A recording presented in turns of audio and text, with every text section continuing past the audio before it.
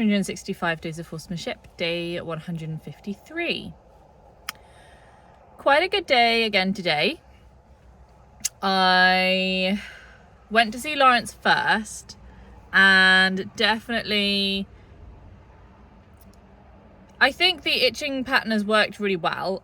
Basically I came in, he didn't come up to me straight away, so I just kind of played around with like walking until there was like an eye or an ear flick, and then finding that place to flow, being there for a bit and just kind of working around that. It took sort of a couple of minutes for him to come over. Then he came over, I gave him a good scratch on his face. We played a little bit with the scratching, but not really for very long, before he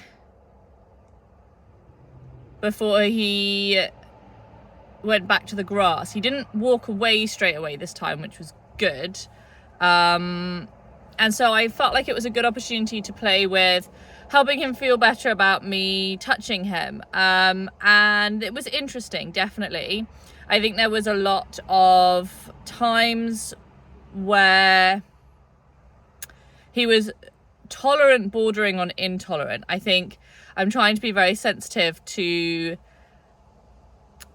what he's telling me rather than what I think about him. I think the fact that he actually doesn't really like the touching distance is something that I never really acknowledged before. I sort of knew it, but I didn't want it to be that way. And so I think in pursuit of, and I think this is something that happens to me quite a lot, and I wonder if I'm not the only one, is this idea of when there's something you don't like in life, or there's something you wish was different, you sort of pretend it's already different.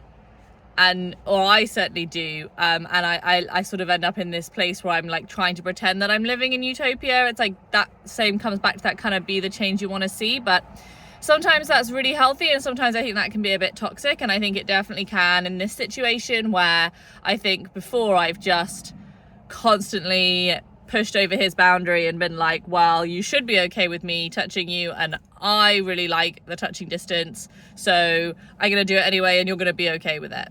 And I don't think that that's really been super successful, which I can tell by the fact that I don't feel that sense of enjoyment in the same way that I feel other times when I was just sort of stroking him today. And definitely there were times where he would take a couple of steps away where it was obvious that he wasn't comfortable at that moment. And I think it's just been about stepping back from my ego and just saying, okay, that's what I'm observing, is that when I came to touch him there, so it was just across his back at the top of his flanks, just when I'm coming to touch the top of his flanks, that was hard for him. So next time I need to come back, I need to make it easier, I need to acknowledge and understand. I think it went relatively well. I definitely, basically I would just be stroking, like I wasn't really on any particular area. I was just kind of like just going down his shoulder and then across his back and then underneath his belly, and just like nice and slowly, just until I got any kind of eye flick or ear flick, and then going into flow. And then I also worked a little bit with, then rather than then immediately going back to that stroking, I would then the next time go and walk instead until I got a focus change, just to kind of try to mix it up a little bit. And I also feel like when I'm doing the same thing over and over again, firstly, I think that's where I become direct line, because I get bored and then I want results, and then I'll push to get a result rather than remembering what the point of the exercise is, which is to build curiosity. And actually it's not curiosity if I like push, well it is, but if I push him into it, it's more training and less freedom, which is fine. But actually if I can go away and do something else that occupies my mind, and then he's curious about that, that I've achieved essentially the same goal in the same timeline with more freedom, which is the ideal for me. So yeah, and actually it was really nice because there were then a couple of times I was sort of just like generally being supportive. So I'm either being supportive at the touching distance, or I'm being supportive walking around until I'm getting that focus change, that moment of curiosity. after some time, he took me on a couple of walks, which was really nice. There was one that was really reminiscent of when I played with him at Elsa's in, I think, April, May time. And that was super nice. It was like he really picked me up and took me for a walk, and we walked together, and then we stopped, and he was it was almost like he's like, happy now? And then we had some time together grazing, and that whole time he was moving me closer and closer all the time, and that was really nice. And yeah, so it was really good. I was a little bit unsure about the ending. We had a really nice series of focus changes where I was walking around and he started walking. So we walked together, then he sniffed some poo, then we walked again, and then we looked at something, and then we went to the grass. The walking was quite fast. I was trying to sort of keep up with him, because it was possible to stay in the same place with him if I walked fast enough. Excuse me. And that's really borderline, because like definitely in Elsa's New Forest clinic, we talked a lot about if the horse changes the place that you're in around them, you've stayed there too long. And when he's trying to walk away, it's like he's trying to move me out of that space potentially. But we did then go back to the grazing, and I felt that that had been good. And so I feel like I'm then rewarding him with the flow.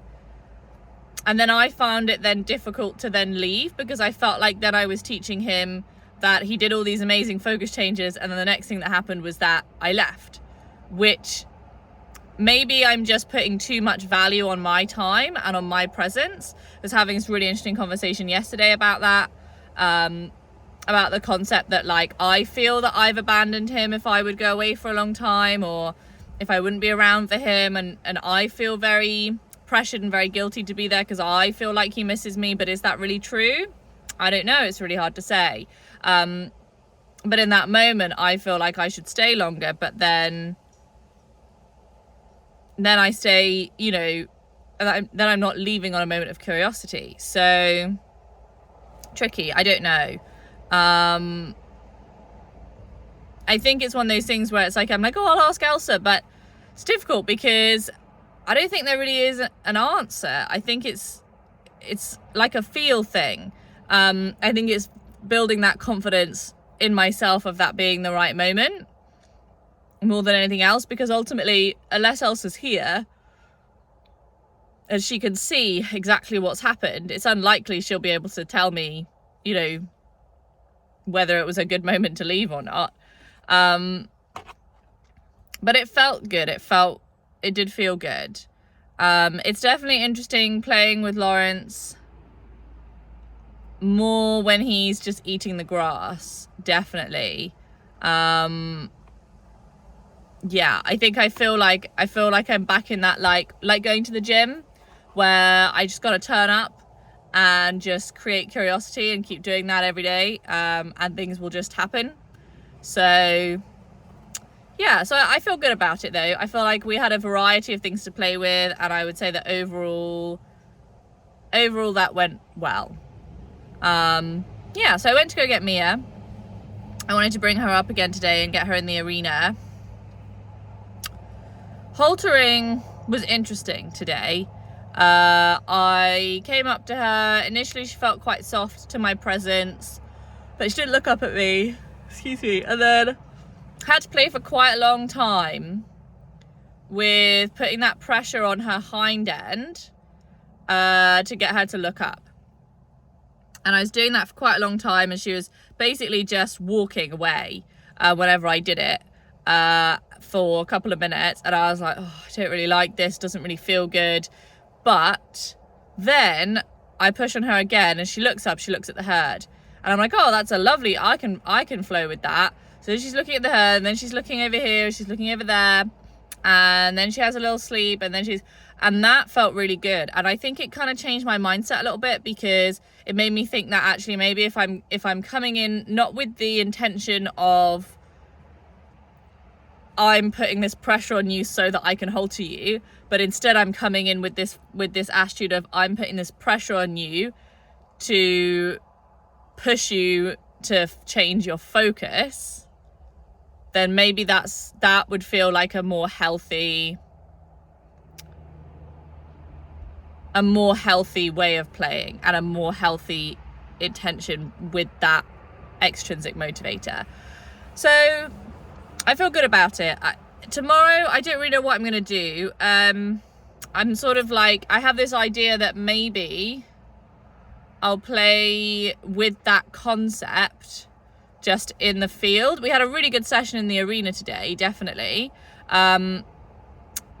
But I feel like we've been to the arena sort of a couple days in a row, 2 or 3 days in a row, and I definitely felt a little bit of resistance from her about it, even though I do feel like we're having good sessions. I think it's a lot for her, you know, it's a lot for her to leave the grass.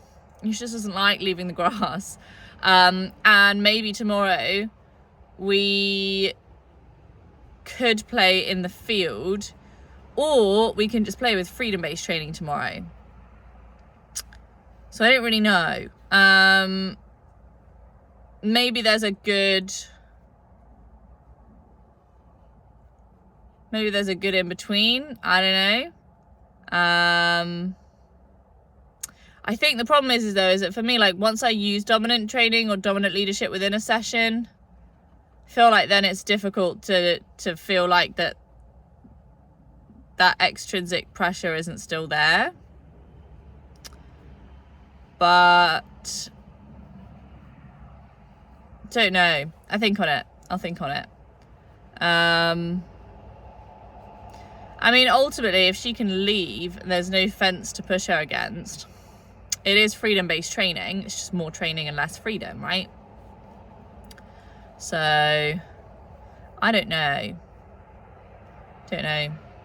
I'll see how I feel tomorrow. I'll see what the weather's like, see how I'm feeling, make a decision then. I think, yeah, so brought her into the arena and played around with walking, stopping, jumping, having the rope tied like reins instead of a lead rope, and playing this game that she plays with her head where she'll like push into me, and trying to do that before or as she's thinking about it. I don't really know. I think maybe she's itchy, maybe that's just a way of playing the game. I think it definitely helped to feel like that instead of her just coming and pushing into me with her head, that we were playing this game together, and it was almost like I was showing that I'd had the same idea and that I was interested in playing with it, and that we could do it together rather than her just pushing into me and me being pushed on. So it was good. It was really interesting to see how much more stressed she became just by changing the way that the rope was around her. So we came in initially, and it was nice to feel like I just got on this pattern of just walking around, trying to stop before she felt like stopping, trying to do things together. I would say I'm successful 60% of the time now, and 40% of the time I feel like she stops me, and then we're sort of like doing it together, or she's making the decision. I think it's hard for me when that happens not to say no. But I think that's where it's interesting to think of like, a lot of people have said to me and about her that it's really important not to put the brace in. And I think by saying no, I'm putting that brace in myself. And so I think it's the lesser of two evils, really, to do what she wants in that moment, to say, yeah, what a great idea, let's stop here, than it is to say no. I think it's better to do that at this point when we're building trust. And then remind myself to be focusing on her better, because I think it mostly happens now when I'm distracted, which tells you how much of the time I'm distracted for, which is quite a lot of time, quite easily distracted. And yeah, but I think it's improving. Definitely. So I'm on this pattern, I'm walking. Sometimes not changing direction, but like turning. and it went quite well. And then anytime we would stop for a long time, I would start the jumping, and actually the jumping was going okay as well. She wasn't every single time worried about it. Sometimes she was worried about it, sometimes she wasn't. And definitely she was more worried about it if I had more intention with it, if I made it more like that I was gonna mount than if I'm just jumping. But it still wasn't too bad. And I think my timing was okay. I was often late, but I wasn't really late. And I feel like we kept our connection for most of the session, which is really important. I had another thought come through my head while I was playing with her today, which was something that I heard when I started the Prelly program, which is put the relationship first. I think I thought about it in ways to do with, generally that I'm putting the relationship first, but I think if I'm thinking about it in the moment, it's sort of like this same thing we're talking about of like not saying no. It's like if we're building trust, it's like, am I putting the relationship, am I putting the connection above anything else? Like, I don't want to do anything that's going to break that connection that we have. Like, I want us to be doing things together. And if my timing isn't there, that I've made the decision and she ends up making the decision, it's better for me to hold that connection and say, yeah, what a good idea, let's do that together, rather than breaking the connection by saying, no, I don't want to do that, and making her do something else. So yeah, so I think it's good. I feel good about it. I definitely am like wondering how to keep everything progressive, I guess. But I think that working, with those rains today, that was really interesting. Definitely her stress levels came up. And then they did improve with time. Immediately, the first thing she did was try to move me and try to go in a different direction. And I felt that resistance come up in me, but I ended up just going with where she wanted to go. And yeah, it felt good. And I do feel like it's about this feeling of compromise. Like sometimes, I would she's much more, she doesn't worry about me moving her shoulder as much as she doesn't get annoyed with that anymore because of that work that I did with her prior to her being injured, which is really nice to see that that's held through. I wonder if maybe something that I could do is start working with more distance, see how she copes with that as well. And I think that's maybe a nice juxtaposition to the reins, because I think the reins is like everything's closing in, whereas with a longer rope it feels obviously exactly the opposite. So I think that might be interesting to see how she deals with that. I think that's going to be a really interesting challenge, I think, for me as well, in terms of keeping her in a place where she's not going to be trying to eat the grass from the edges of the arena, and also keeping her in a place where I am not just micromanaging and dictating her every move, which I think is something that I have done historically. So yeah, so perhaps that's something we can play with. All in all, I think it was a good session. Managed to leave on a yawn, a lick and chew. There's lots of yawning in our sessions, which is really nice. So if nothing else, I do feel like she's associating, or she's having moments of relaxation in our sessions, which is good. Hopefully, it will turn into something good. I think it's just about my feel and timing, really. So yeah.